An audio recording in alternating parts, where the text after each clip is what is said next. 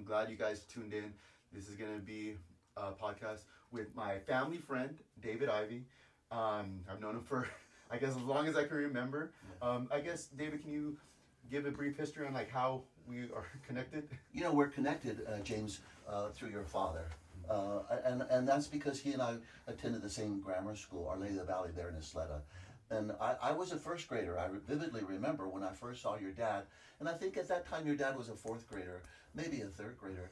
But I remember your dad was pinned up against the wall of the school as two bullies were picking on him.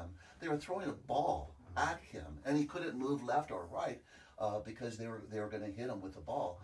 And the spectacle was so upsetting to me.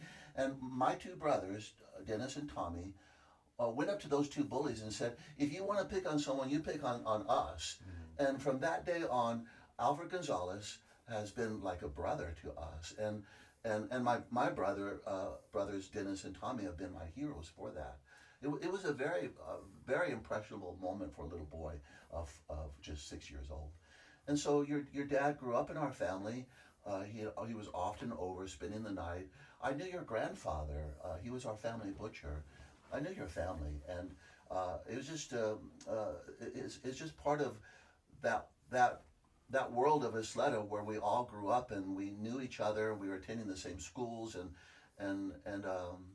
so and it's so wonderful. Here we are, so many years later, and I get to see your dad here and there, and not too often, but more often than I would think. So at the gym, he and I meet at the gym. You know, and I think that's really cool because like my dad sees you, and it's like it helps him work out. Like, you know, and he finds out like you're at the gym, and he's like, oh, you know what? And like before getting my dad to working out, like that was one of the things. Like, I think, you know, the gym can be so intimidating. It is. It was for me. You know, I'm a Catholic priest, and I work for the military of the Archdiocese here at Fort Bliss. So I'm attached to Fort Bliss, and so my life is the life of a priest, but my joy is to go to the gym. And I didn't always do this. I think I've been working out for probably about 17 years now. And I started when I turned the golden age of 50. And I remember one of the seminarians making a comment about me, saying that, look at Father Ivey, he's gotten so heavy, he's got a big belly on him. And when I heard that was like a wake-up call. And so the first time I ever walked to a gym, it was so intimidating to me that all I managed to do, I couldn't even talk to them about packages or programs or anything like that. I asked them, can I buy a smoothie here? That was it. I bought the smoothie and got the hell out of there. Oh, man. So slowly, bit by bit, I worked myself into a program called spinning. Uh-huh. And the reason for that is because the gym was renting a piece of property. I was pastor of a church there in Brenham, Texas, and they were renting a hall from us to have a morning spinning class at 5 in the morning. All I had to do, because I just lived 2 houses away, is roll out of my bed, not even brush my teeth, go to the spinning class, and I started this routine of spinning. And I remember our instructor was this luscious, nurturing woman named Dorothy, just beautiful human being. And I remember we were spinning away, sweating. I was in there with doctors and other people who had jobs that they were going to afterwards.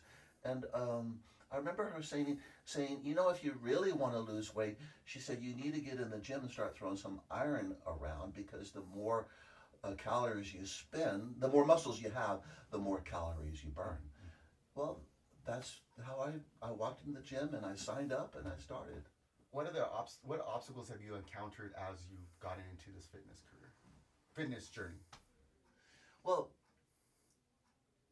that's a good question, and I may just take a couple of seconds to think about it. What obstacles?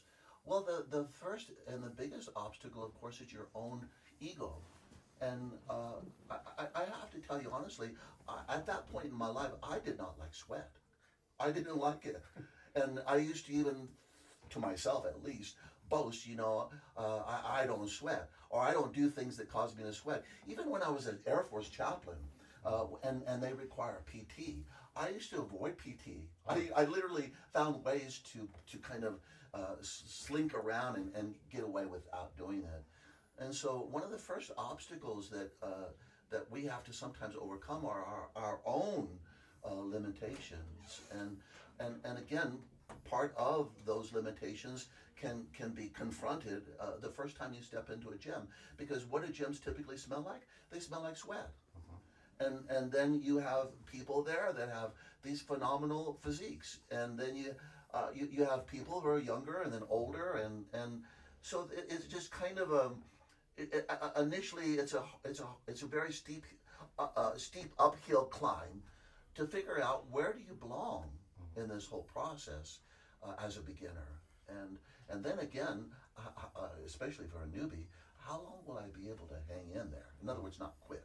So what kept you like not quitting? Like, it's a good question. Results.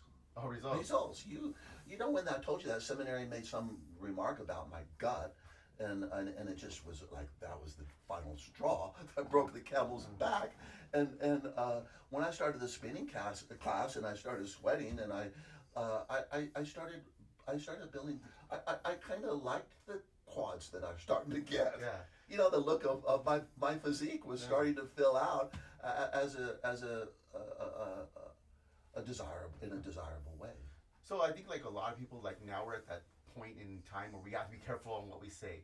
You know, like self-love. You know, like if you gain weight, we don't say anything. Yeah. When sometimes that basically you're telling me is that negative comment made you a better person.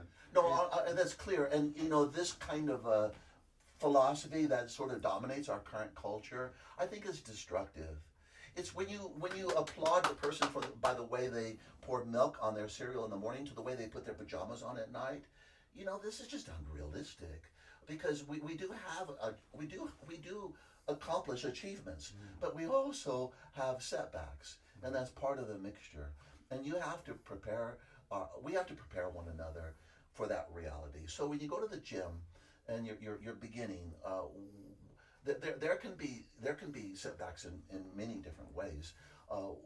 Some are that there are people on the machine that you just got off who are piling an extra 100 pounds on it. So you realize I'm not as strong as other people are, and things like that. So your brain kind of has to go through this period in which you have to coach yourself.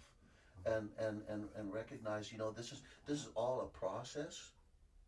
We're on a journey, and we're not going to ever arrive. I guess that's a good way of thinking, like almost like that body dysmorphia. Yes. Can like fuel you to be something you like be like almost something you could never believe. Like I look at myself and I was like, the way I look now, I don't think I would have looked like that 5 years ago. Yeah. That was but now I'm like, no.